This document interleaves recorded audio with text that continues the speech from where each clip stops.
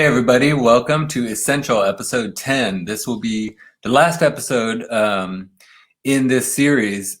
The grant, that we paid for 10 series through the Latino Center of Art and Culture in Sacramento and CARES. They're the ones who got this grant and did this whole thing, put this all together.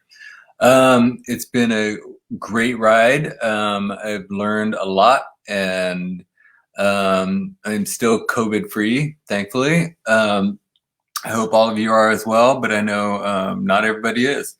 We are almost a year into this pandemic. It's January 17 right now, and everything still applies. We're still supposed to stay personally distant from each other when we're in public, keeping the mask on, washing your hands for 20 seconds. I think it's fairly routine for most of us right now. And as you know, what I've been trying to do with this show is highlight some of the people who are at an intersection of many crises. This pandemic is only one more thing that's piled on top of, a lot of other things that plenty of us are dealing with. And the person I have on tonight, Ebony Ava Harper, is very, very accustomed to all these kind of things. She's immersed in them. She's the director of California Transcends. It's a advocacy group, and they advocate for trans people. There's all sorts of bigotry still alive. There's all sorts of bigotry written into our laws, and those things don't change without a lot of effort from a lot of people. So hopefully everybody watching tonight is one of those people, and if you're not, become one of those people. Let your other people know that time's up on all kinds of stuff, on racism, on systemic inequality. It's over. The internet exists now. People are connecting. People are organizing, and yeah, we're really pushing to end all this this nonsense so we can become a functioning society and hopefully not go through all this stuff again. But we ain't there yet. We're still working on it. So for now, stay masked up, stay healthy, drink your tea. I found one that was called Lobelia. It's just an herb, excellent for your lungs. I started drinking a lot of teas over this whole thing. Stay healthy, stay with us. We need you after this whole thing to get to work on all the rest of the things. Ebony has to be somewhere right after this, so I'm going to bring her in quick. I'm going to keep my little thing here short, and we'll get into this conversation. Ebony, there you go. Welcome. Hey, Hello. it's an honor to be on with you, Jesse. Yeah, for me as well. Thank you. Thank you for agreeing to this. Yeah, I'm going to let you introduce yourself, the work that you're up to, and I only know you basically through Facebook, and I see all the stuff that you're on about there, and we're on board with pretty much everything the way our approach to life and social issues. So let the people know what you're up to. Well, hey, hello everyone out there. My name is Ebony Ava Harper. They call me an activist, and I am the director of California Transcend, which is a program a part of Public Health Advocates, and I do statewide policy advocacy, and also I do national advocacy as well, and national organizing as well as local organizing as well, community organizing. I was formerly with the California Endowment, went over to Public Health Advocates because I want to be an advocate for the trans community. I think we need more advocates, and philanthropy, you pretty much work in the office, even though you have access to funding. We need the duality of funding, of being able to fund our community and being able to speak up for our community. And so I didn't have the duality there, and now I have the duality where I'm at. So I'm able to do small grants and advocate for my community, both locally and nationally. I'm your everyday girl, you So know. one thing you just said is they call you an activist. What's that distinction you're making there? Because I don't really like the label. I think Mhm. it's everybody's an activist these days. So, Mhm. um, but I think trans folks are born fighting for who we are.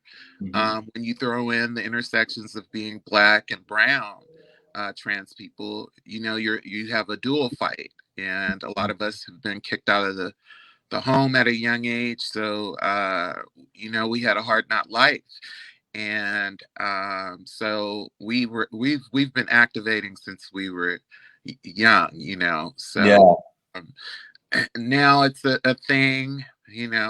Definitely activism culture now, yeah, and I just don't. I've grown beyond that label. It's an overused label. I'm just a fighter. I fight for the down and out. Whether you're trans, whether you're black, whether you're brown, white, whoever the voices of the unheard, I try to, make them yeah, heard. And yeah. yep. I've been thinking about that. There's a saying that racism is as American as apple pie, and one thing that I feel like is the cheese on top of that apple pie is punching down. This country loves this culture loves to punch down on people. And yeah, I feel you with that, with the activism label. It's just either you speak up or you don't. Yes. And people who don't speak up call the ones who did activists. I'm like, well, okay. All right, that's how it has to go. That's fine. Yeah. um, yeah. So you've been doing some traveling recently, eh? Yes. You said you wanted to spring it on me. So what was that all about? Yeah. Well, I've been to New Orleans. I've been to Houston, and I am looking to. Well, first of all, I needed a break. Uh, Hmm. and I probably still need more of a break, but that's another whole conversation. But first of all, I needed some self-care, Hmm. and I wanted to get away. And at first, I planned to go visit my sister in Jamaica. Um, I'm a first generation American. All my siblings were born back in Jamaica. Oh, okay. Uh, so I was going to visit my older sister in, COVID and stuff, and I couldn't go at the time. So I decided to go to New Orleans and then drive down to Houston. And while I was out there, um, because California Transcend is actually an organizing body. Mhm. Yes, we're about policy advocacy, but we're also about organizing the trans community, much like the civil rights movement. And Mhm. we don't have a big movement right now like that. Mhm. Our messaging is sparse, and I wanted California Transcend to serve as, something like that, kind of like the equality, California equality, New York equality, that we have a trans thing like that. And so Right. I'm not going to talk too much about it, but I've been talking to people in other states, and yeah. Yeah. You mentioned something earlier too about philanthropy. You're working with the philanthropy, but you seem to imply that there was some kind of conflict that you wanted to get away from. And I found that as well. I'm not sure if this is what you're talking about, and correct me if I'm wrong. But often with philanthropic organizations, there you kind of have to like keep your mouth shut about a lot of things in order to like get the money and keep the peace in the office or whatever. Is that what you were implying right there? I was not implying. Um, Nothing, because California Endowment is they're paying for my work now. Mm-hmm. So I wasn't implying much. But no, I'm kidding. But but I there's a lot to be done in the nonprofit world, and especially in philanthropy. And as a Black trans person, I can count on my one hand how many of us were in philanthropy throughout the nation. Yeah. Yeah. It's probably like four um, In the whole country. in the whole country. Yeah. So right there, that was a problem. And you didn't really see any in California at all. Right. And I believe I'm the first open Black trans woman to work at California Endowment. And so there was an adjustment for both of us, Mm-hmm. But yeah, I wish philanthropy can be decolonized. Yeah.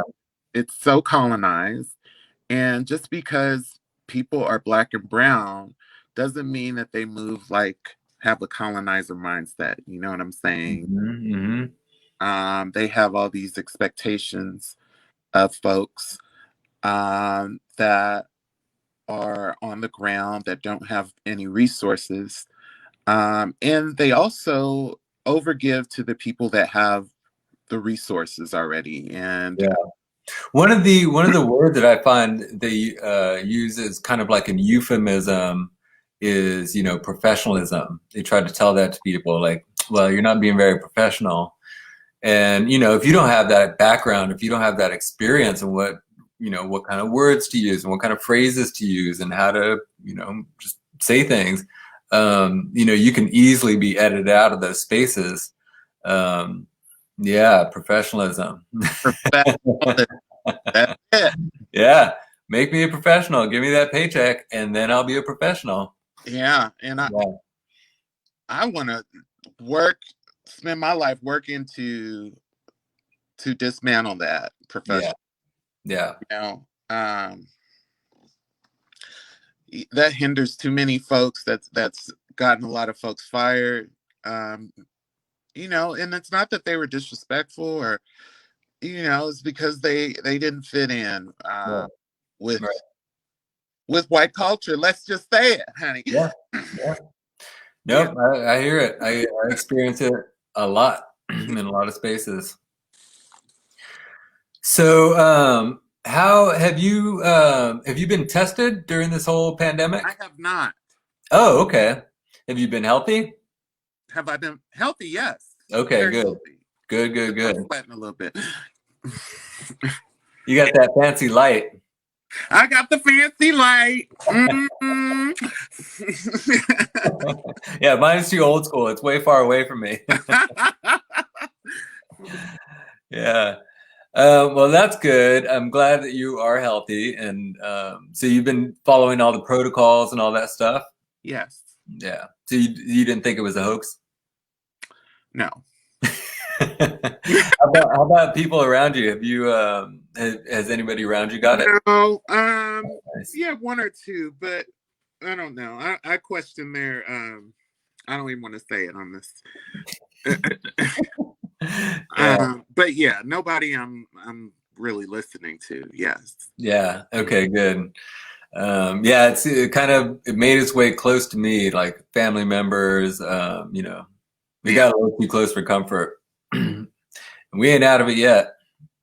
We're not out of the woods. Yeah. And there's also another struggle that,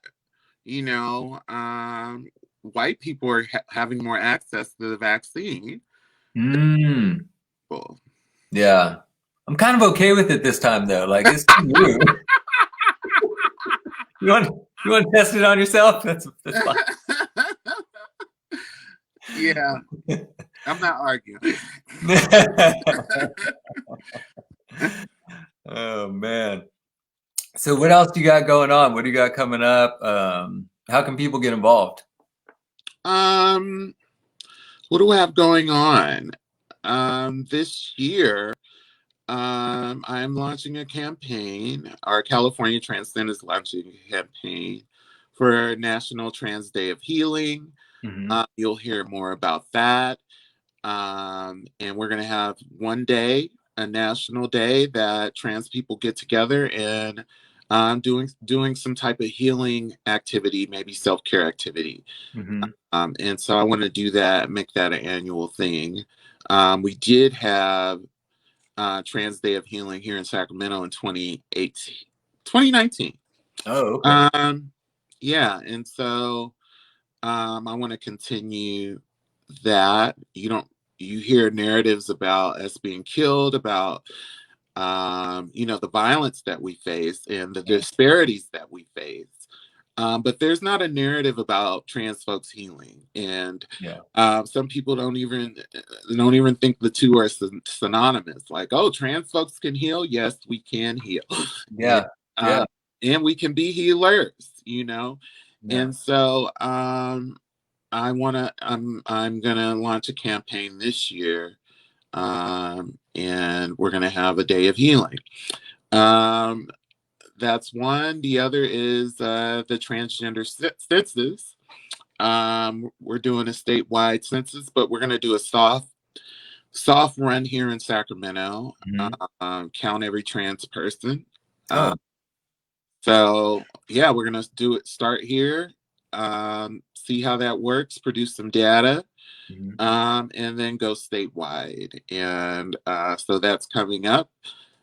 We also have a conference coming up in April, and we are bringing together trans folks from across the country together to talk about organizing and organizing on a massive scale. And, Okay. um, yeah, and bringing together Black and Brown trans folks and such as like that. And I'm still working on AB 2218 Mm-hmm. with the Trans Latina Coalition leading the way, Mm-hmm. Bambi Salcido, um, and my family over there. And it's called the Trans Wellness and Equity Fund. Mm. Yeah, it's funding, so we can get care, holistic care, Right.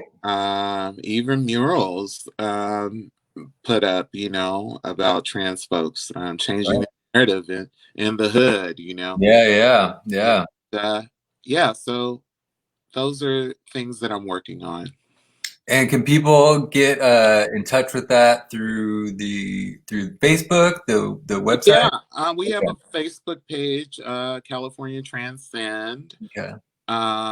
We also have Twitter and we have Instagram, and so Oh, okay. you can get in touch with us. Instagram, Facebook, um, Twitter. I think we have a LinkedIn too. So Okay, cool. Yeah, good. I'll keep my eyes open for that too, because whatever I can do, however I can amplify, I'm yeah, there. I'm in. Yeah, yeah. Cool. Anything else you want to get out there to people? What's the word you I want want to to end? get out that it's rough times, Mhm. and I thought that COVID-19 honestly would slow the deaths of the murders. Let me rephrase that, not deaths, the murders of Black trans women. Mhm. I thought COVID-19 would would slow down the murders, and in fact, the murders increased under COVID. Wild. And so my message to everyone that's watching this right now is, if you know a Black trans person, if one is in your life, if one isn't in your life, um, to the ones that have Black trans women and Black trans men in your life, please reach out to them. Make sure that they're safe and that they're taken care of and that they're loved and that they're nurtured, and let them know that. Yeah. Um, Now, don't put pressure on them to respond to you or whatever. Just put it out there. Don't make it about you. Yeah. And continue to protect our community. Mm-hmm. continue to love our community, continue to support our community. You know, when you see a bill that's inclusive of trans people, you make sure that you speak up and say, you know, we need to support this. Uh, Yeah. when you see, you know, your brown brothers, so, you know, when you see these most, how you say it, the macho men, Yeah. you know, putting down degrading trans women, you speak up. We need cisgender straight men to speak up for us as Yeah. well, you know, and speak up. And to those that don't have trans folks in your life, you know, Question that, there's something. Why is that? I always had this feeling. You froze up there a little bit. I'm not sure what happened. that's Um, that's me going through the fiber optics, oh, honey. there you go. I do that to the fiber optics. uh, so yeah, yeah. I, I'm not as hard on if you.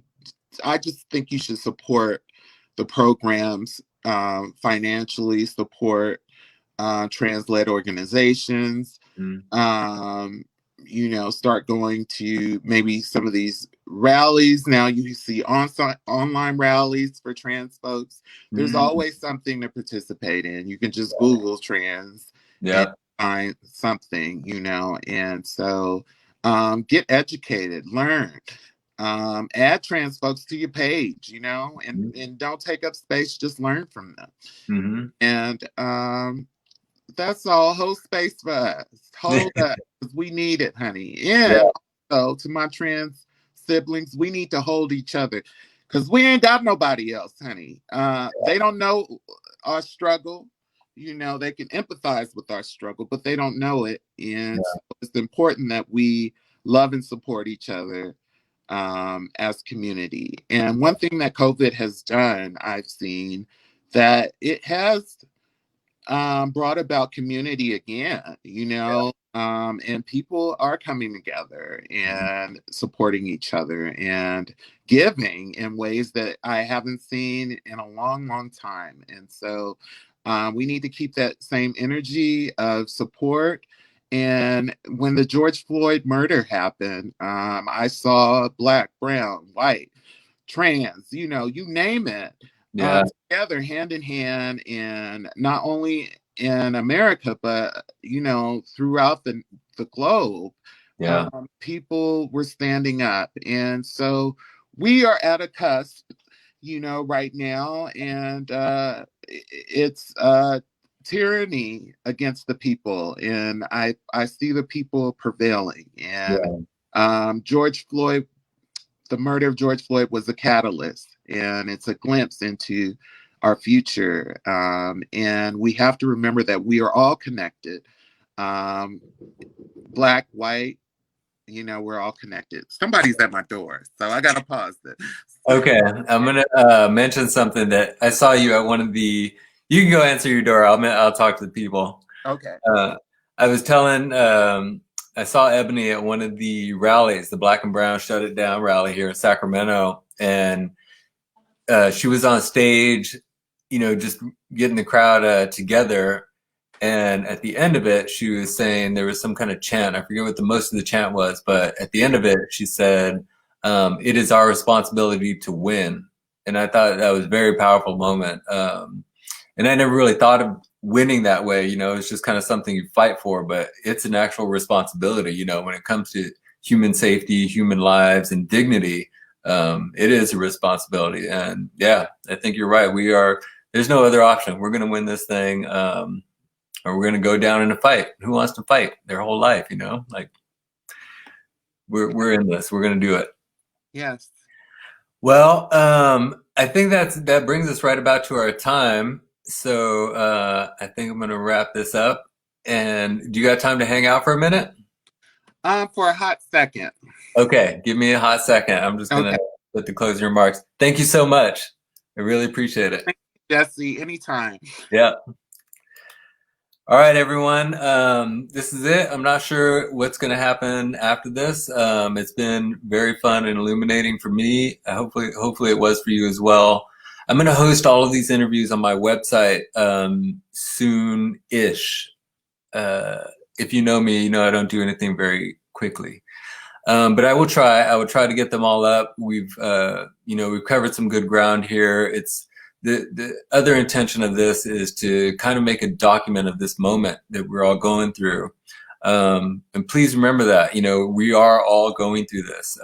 We all need a lot of empathy. We all need a lot of sympathy and, just human tenderness. Just be careful with each other, and be careful with yourself.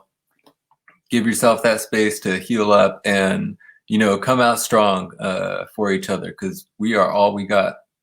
Anyway, I hope you're all well. And I hope to see you around sometime soon, in person, perhaps. All right, take care. Thank you so much.